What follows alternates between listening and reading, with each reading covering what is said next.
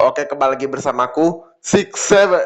Enggak. Saya adalah kreator dari Stargazer World Kingdom. Tiba-tiba Six Seven aja, cok. Dan saya akan reaction kisah hidup Benito Mussolini. Bagi yang nggak tahu siapa ini Benito Mussolini, itu adalah dia sebenarnya adalah apa ya, raja ya, kalau nggak salah ya, raja dari kerajaan Italia ya. Sebenarnya sih kerajaan, lebih tepatnya sih kerajaan fasis Italia ya. Kalau nggak kerajaan fasis sih ya kerajaan beban Italia. Soalnya beban tuh waktu perang dunia kedua, beban soalnya ya. Ya, pokoknya gitulah ya. Italia beban. Italia beban. Tapi ini bukan Hetalia ini. Ini Wimobara ya.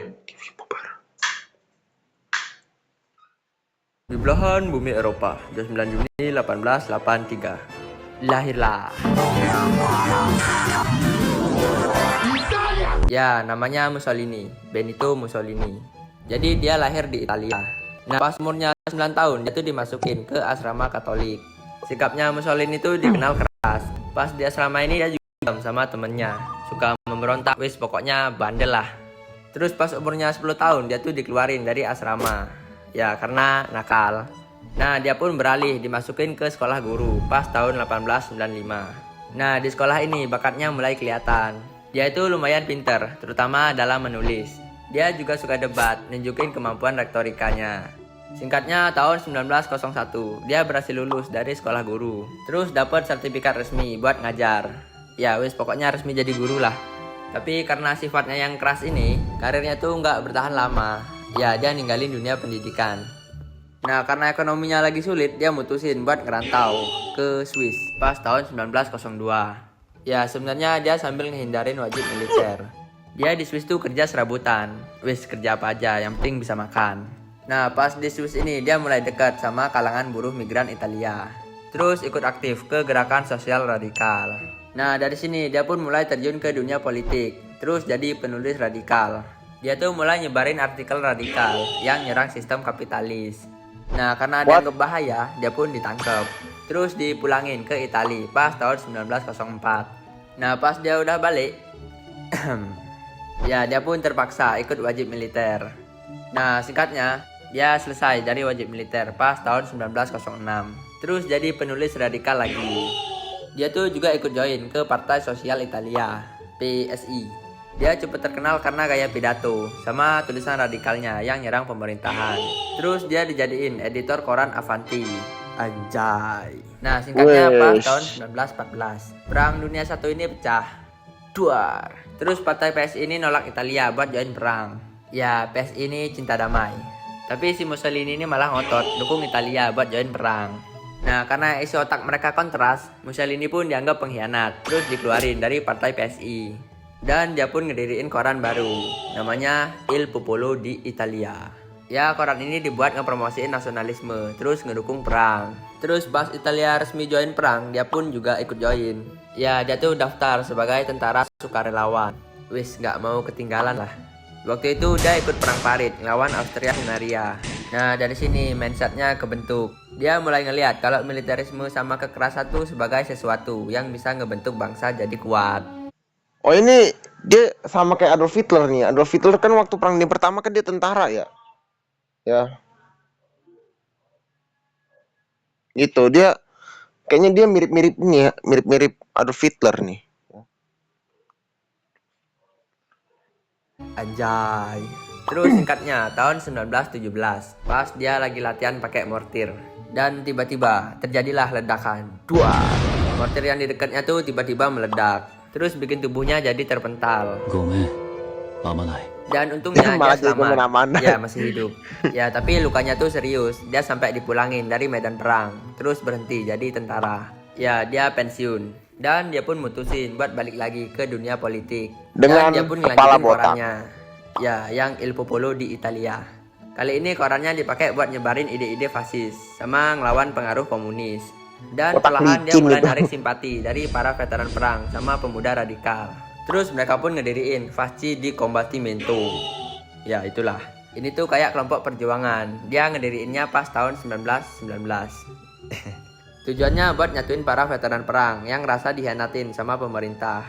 Dan singkatnya pas tahun 1921. Lahirlah Partai Fasis. Ya, dari kelompok perjuangan tadi, dia ngediriin partai baru. Dan ya, Mussolini ini sebagai pemimpinnya. Dia tampil sebagai pemimpin yang karismatik. Sigma. Terus pas tahun 1922, kondisi Italia ini Makin kacau. botak makin Ya, Sigma. ekonomi buruk, banyak protes buruh, pemerintahan lemah. Wis, kacau balau lah. Nah, ini gutemnya para calon diktator. Pas kondisi ini, Mussolini malah manas-manasin rakyatnya. Terus dia gerakin ribuan pengikutnya ke aksi March on Rome. Dan ya, ribuan fasis Blackie pun bergerak OTW ke Roma buat ngelakuin tekanan besar ke pemerintahan biar ngasih kekuasaannya. Nah, Raja Victor Emmanuel III pun panik. Dia tuh nggak mau terjadi perang saudara. Jadi ya, si raja ini mutusin buat ngangkat si Mussolini jadi Perdana Menteri. Ya, biar ngejaga stabilitas. Awalnya dia mimpin dalam sistem parlemen, tapi perlahan dia ngebubarin partai oposisi, terus nguasain media, dan ngediriin polisi rahasia. Ya, pelan-pelan dia ngebangun negara fasis totaliter. Anjay. Terus pas tahun 1925, dia pidato di parlemen. Dia bilang kalau dirinya bertanggung jawab atas kekerasan politis. Dan negasin kalau mulai sekarang dia mimpin Italia sebagai Il Duce, sang pemimpin. Ya, mulai sekarang dia jadi diktator. Anjay. BTW raja ini masih ada, tapi cuma jadi simbol. Kekuasaan nyata ada di tangan si botak. Dia tuh juga punya hubungan yang lumayan deket sama diktator sebelah. Ya, Hitler. Soalnya isi otak mereka sama, anti komunis. Nah, biar cepat, tahun 1939. Ya, perang pecah. Suar. Awalnya Italia ini nggak ikut perang, ya karena ekonominya lagi rapuh.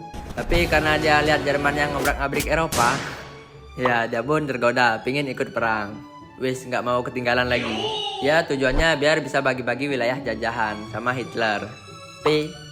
Gendong Terus pas tahun 1940, Italia pun resmi ikut perang, join blok poros. Dan dia mulai nargetin Mesir yang waktu itu dikuasain sama Inggris.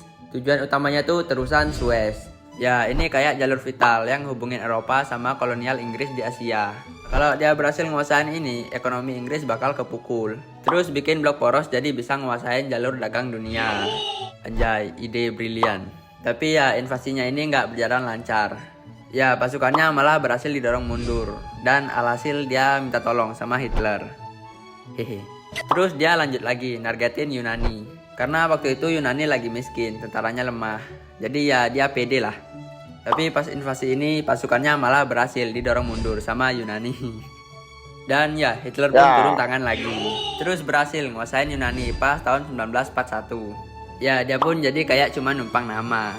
Terus singkatnya pas tahun 1943, blok sekutu ini mulai nyerbu Italia. Nah, ini yang bikin rakyatnya jadi makin menderita. Nih ya, Italia ini ya, kalau misalnya dia gak beban, itu harusnya Italia itu udah jadi penguasa Afrika. Ya, kan gini ya.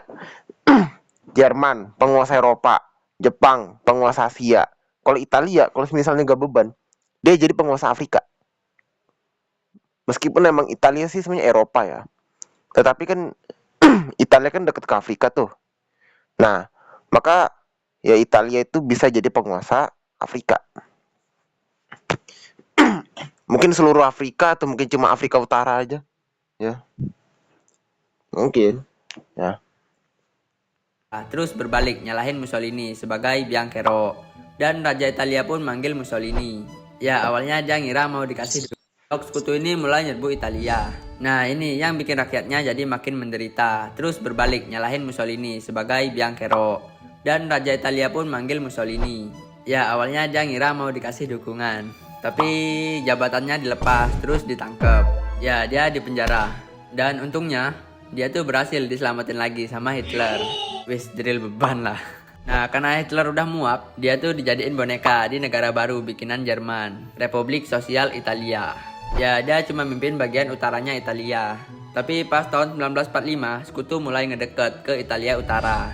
Nah, Mussolini pun panik. Terus dia nyoba kabur ke Swiss. Dan ya, dia berhasil ditangkap. terus dieksekusi di door. Mayatnya pun digantung terbalik, ya sebagai simbol jatuhnya fasisme. Dan tamat. Oke, sampai di sini dulu videonya ya.